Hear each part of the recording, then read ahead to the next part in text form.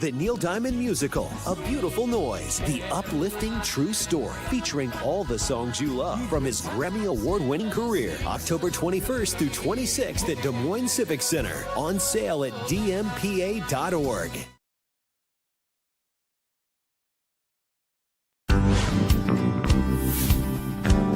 %10 of all the new cars sold in Iowa come from the Carl Auto Group. Our neighbors trust us to have the largest selection and the highest standards. To our current customers, thank you. And to our future customers, see for yourself why Carl drives Iowa. Your dealer for life, it's the Carl way. We know that carrying your groceries out to your car seems a bit old school. That saying hello and asking about your day feels like a thing of the past. Being best at fresh, it's not just a fad. Serving high-quality meat at affordable prices? Talk about a throwback. But at Fairway, that's kind of our thing. Because some things never go out of style. Friendly at Fairway. It's more than just a name.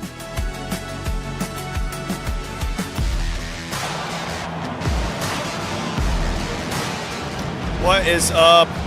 Postgame. Iowa State wins the Aer Lingus College Football Classic. Well, that was a wild one. You guys were relaxed the whole time, right? Everybody just chill. Y'all have fun with that. Cyclones win it. 24-21, and the big party going on right in front of me right now in Dublin. What a really freaking cool experience this has been. I want to thank all of our great sponsors, because without all of them, we wouldn't be here right now. Cyclone Fanatic turns 20 this year, and we couldn't do it without all of you who hang out with us here every Saturday during the season and throughout the calendar year. We're in the Northwest Bank Studios, Channel C, presenting all of our game day coverage this year, pregame, halftime, and postgame shows. Postgame, I want to thank my friends, the Natuzel boys from Natuzel Financial Services. They are Raymond James providers, diehard Cyclone fans, and I guarantee they are going nuts, shotgunning Guinness right now, if I know the Natuzels. Consider them for your financial advisor needs. Also, our friends over at Central States Roofing, csrroofing.com. They are a commercial roofing company, 100% locally owned. You know I love those locally owned companies like that. Become pretty good buddies with those guys over there. Remember them for your business. If you need repair, new roofing, any of that stuff, csrroofing.com. Check them out today. Iowa State just bulldozed Kansas State in the second half, and I got to eat a little crow. They stuck with it. Mauser stuck with it. They stuck with the hard-nosed football. Really good subbing there by Iowa State. I'm getting so many text messages, so many tweets. Why isn't Carson Hansen in the game? And I don't know that they did it on purpose, but it sure seemed like they did. Hansen didn't play much at all in the third quarter. In fact, I don't even know if he took a snap in the third quarter. They put him in the fourth, and all of a sudden you start seeing Iowa State moving downhill. And the offensive line really wore down K-State. I mean, it looked like the first half of West Virginia last year. Iowa State's rush game did in the second half. I still give my game ball today on offense at least. And I know this might sound a little crazy because he wasn't perfect, but Rocco Beck took control of that football game for the Cyclones when his team needed it the most. He was only 14 of 28, but it wasn't in great conditions, right? A lot of rain. And he most definitely struggled early, I thought Rocco did. But guys, you got to factor in, he loses two NFL receivers, totally different dudes out there. It's going to take you a little bit. You're going up against one of the best defenses in the Big 12. They settled in. Rocco settled in. And I thought when his team needed it the most, he had some bad mistakes. He missed some reads. But he was elite when his team needed it the most when it comes to decision-making and just that will to win. I also give it to Taylor Mauser. Taylor Mauser called, you know, in life you either take things or you're passive and you let things come to you. They went out and won the game. You know, Iowa State was like, we're going to go out and win this thing. They could have gotten passive. They could have gotten conservative at the end. They went out and won the damn football game. So there's that. So much to talk to on this football game. I love what we saw from Iowa State's defense today. Let's stick with the offense here, and then I'll get into a little bit more. I thought the wide receiver room was encouraging. Now, Sewell and Townsend did not have a catch today, and I think a lot of more casual fans might be surprised by that. I think if you're like a subscriber of ours, I've been telling you about Eskildsen having a massive camp. We've been telling you about Dom Overby for a really long time. It's not that the transfers aren't any good. It's just Iowa State still had really good guys in the room. And sometimes it takes transfers specifically at that position, sometimes even a month, to, really blend in. Right now they're playing Sweet Caroline, and they're shooting off fireworks. This is cool. It is like a bowl game. There's like a championship trophy presentation, and you've got an entire side of this stadium that is over there celebrating a really great Cyclone victory to kick off the 2025 season in a spectacular fashion. 24-21 your final, presented as always by our friends at Fairway Meat and Grocery. First home game of the year coming up next week. Don't forget the Fairway Meat Market. It's where I go. It's the first place I go every week when I roll in with the camper. Fairway Meat Market. It's tough to park back there with my camper, but I always get it done. Boom. Don't forget about it. And of course, Keen Project Solutions. What can we do without our friends over at Keen? Think different. Think Keen.com. Good to see Carson Hansen come on at the end. I talked about that just a little bit. Sorry, there's this Neil Diamond playing in the background. I know it might be a little bit loud. Let's go over to the defensive side of the ball and break this thing down. A couple guys really stood out to me. Well, first of all, safeties played really well other than two plays. 20 and 36 each had one bad play, and unfortunately, Avery Johnson saw it and made him pay. So credit where it's due, but while they looked terrible, I actually thought that they were pretty good. Cummings Coleman was pretty good today. But I want to talk about the positives, and that's Marcus Neal, 31, looked like the best player on the field today. I thought, what more could you ask from Carson Willage and from Caleb Bacon coming back from injuries? Ebel was awesome. I thought the entire defensive front seven was really, really good. I don't know if I'd say the line was elite. I know the linebackers were. The linebackers flying to the football, it looked like a bunch of Knots and Clydes out there. Defensive line, loved what 88 brought. Isiagu, he's a guy who we all waited in the offseason and said, can he take it to another level? If he can, your ceiling rises because Iowa State needs that edge. And while he didn't get a sack, I actually think he may have got credited with the sack on the Avery Johnson, whatchamacallit, when you throw it, you know what I'm talking about. Brain fart here, sorry. Actually, Ebel got credited for that sack, but nonetheless, I thought that Isiagu played a really good game. Orange was exactly what we thought he would be. The other guys were pretty quiet, but nonetheless, you were able to watch an Iowa State defense that could do what it wanted to do because it actually had the players. Right? They went 12, 13 deep on the linebacker core last year. It's not normal. It's not normal injuries to have. And you get all those guys back, and all of a sudden the secondary looks better because they're not having to creep up all the time.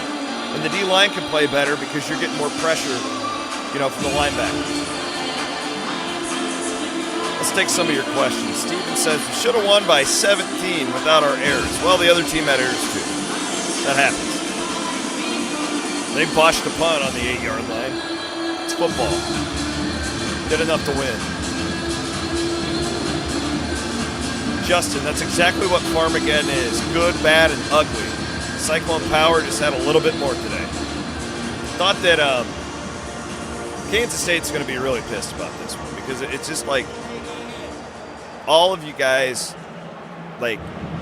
point out what your team did bad. Well, the other team isn't perfect either. And Iowa State did not capitalize on a lot of those Kansas State errors and still found a way to win the game.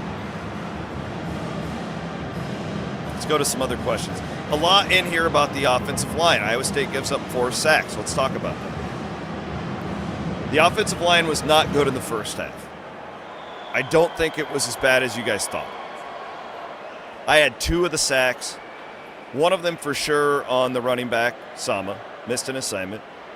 I thought Rocco Beck held onto the football way too long on one of them. That was probably a coverage sack or on the quarterback. And then one was on 66, another one was on the left guard. So I put 2 of them on the offensive line on the day. And I told you at halftime, if you're going to kill the offensive line, kill them for averaging 1.2 yards per carry on the ground. Don't kill them for the sacks because there was a lot more that went into that. And in the second half, let's pull that stat up here real quick. I don't have it, but I would love to see what Iowa State averaged per rush in the second half because it had to be really impressive. On the game, it was up to 2.8. So they were probably over 4 on the game or in the second half. So that's impressive. 18 first downs to 13. You dominated them there. Not great on third down today. You give me an Iowa State 3 of 14 third down stat. I don't think you're going to get many of them. But 3 of 3 fourth down conversions today for Iowa State that ran 74 plays compared to 57 by the Cats. So that's all really, really good stuff. Again, and this is what I thought we would see from the offense. All offseason long, I talked about this. More ball control, power, more tight ends. But you have to be able to run the football when you do that. And while you didn't early, you got better and better and stronger throughout the day. And it looked like Iowa State had worn them down in the fourth quarter. Well, again, that's what it appeared like to hear. Kansas State was down 1 defensive lineman. They also lost their running back early in the football game. So I'm very pleased. You know, you get out of this game with the win and you're pleased, right? Like, that's a stupid thing to say. Of course we're pleased. I love what we saw from the defense today. I think the Van Ditmer and Cummings-Coleman thing, those are fixable things. You know, 20 just bit. That wasn't on Iowa State's corner. It wasn't like John Tez got burned. 20 bit too hard. It's his first game playing. You know, and usually you're playing that game against an FCS team. Clearly not the case here. It's a really good Kansas State squad. You know, put it into perspective. Like, this team was picked to win the conference. Vegas had Kansas State as the best team in the conference, and you just beat them in week 0. So that, I mean, if that's not encouraging, I don't know what is. Justin, okay, guys, I'm not going to address this again. The Townsend and Sowell, they both played. They are both healthy. It's really hard for a transfer to come in game 1 and have a massive impact. Xavier Hutchinson didn't do it. Jaden Higgins didn't do it. I'm trying to think of other transfer wide receivers Iowa State has had. Kid from Arkansas early in the Campbell era, he didn't do it. It's not that easy. So I am not surprised at all that they didn't lead the team in receiving today. Really not. Overby, Eskildson, 2 dudes who have been on campus for over 2 years. They know the timing with Rock. It's not burying these guys. They're not busts. They're going to have really good careers. But it doesn't surprise me at all. I feel really good about our preseason projections. I mean, if you listen to me and Bloom on Sunday nights, this is what we thought we would see from Iowa State, schematically from the offense. More tight ends, downhill running from the backs. And they struggled early, but again, like, I want my line wearing the other team down for the third quarter. And that's exactly what happened.